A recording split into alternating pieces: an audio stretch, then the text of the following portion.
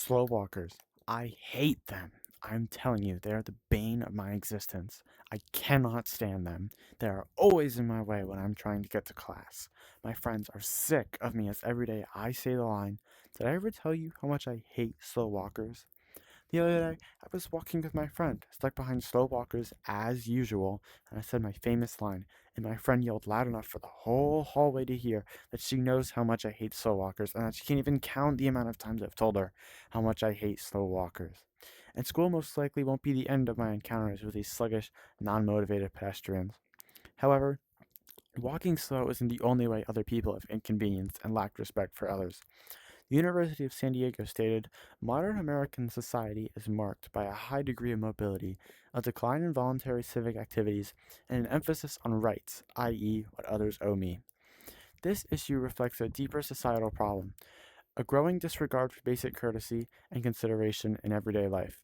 This courtesy and respect for others can be used for the definition of the word civility.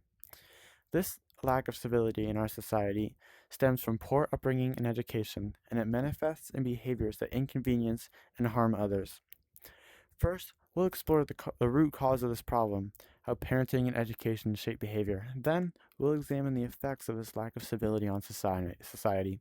Finally, we'll walk in and discuss solutions to foster empathy and consideration in future generations. Because if we don't address this issue now, slow walkers will be just the beginning of a much bigger problem. The beginning of our stroll down this path of civility is the upbringing and education of our children. Our parents have the greatest influence on the next generation of our society. They are our role models and mentors from birth. They shape our early life, behavior, and values.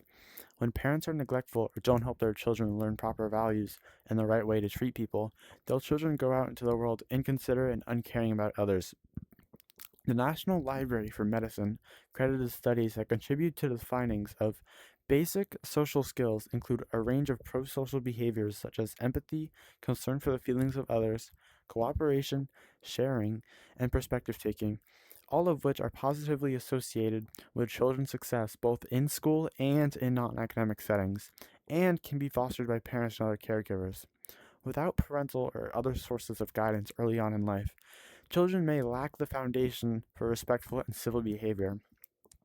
Though parents aren't solely responsible for the behavior of the next generation, schools and educators also play a critical role in shaping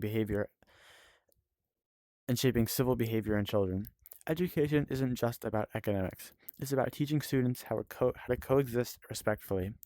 The NLM published in August 2025 the following: "During adolescence, the school becomes a prominent environment where individuals gain a deeper understanding of broader social norms, helping them navigate the complexities of adult society.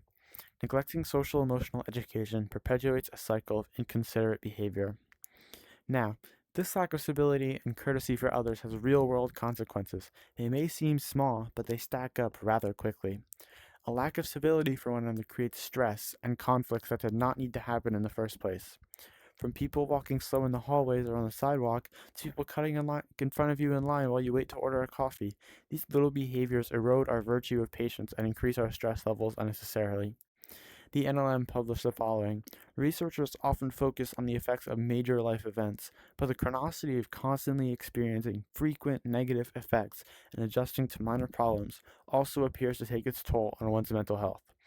This proves through psychological research and experiments that the little daily annoyances add up and are more significant to one's mental health than most people believe.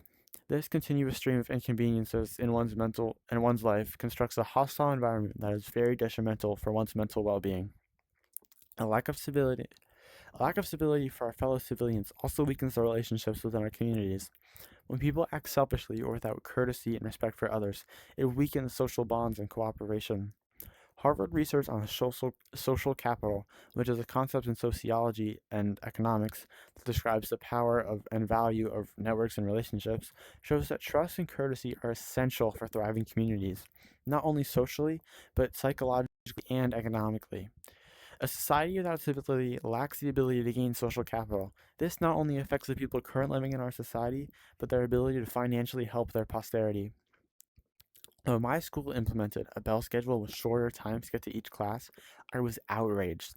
The distance between buildings was already enough, but that coupled with the copious amounts of people that can't be bothered to walk at a decent pace every day, severely impede me on my way to class, forcing me to inquire 3 tardies and lunch detention all in the same day.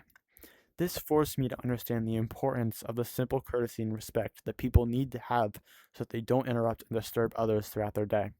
The amount of people that lacked common civility in our society is astonishing, that something must be done before we all end up in lunch detention. The solution? Educating and modeling civility, empathy, and respect. Parents must instill these core values into their children, as will help future generations in the most elementary ways. They should work to display acts of courtesy, kindness, and respect for the children they care for. A study in 2024 from the University of Virginia showed that families and service providers supporting one generation of parents to model empathy toward their kids may have long-term ripple effects on relationships across adolescence and into adulthood. This supports the idea that civility and empathy begin with our parents and how we were raised, and that these traits assist individuals for their whole lives. Though, parents cannot be solely responsible for teaching their kids these behaviors, though. Schools need to help by integrating social emotional learning into every classroom. If schools were to integrate this kind of learning for all students, children would be surrounded by this civil behavior all day instead of just with their parents.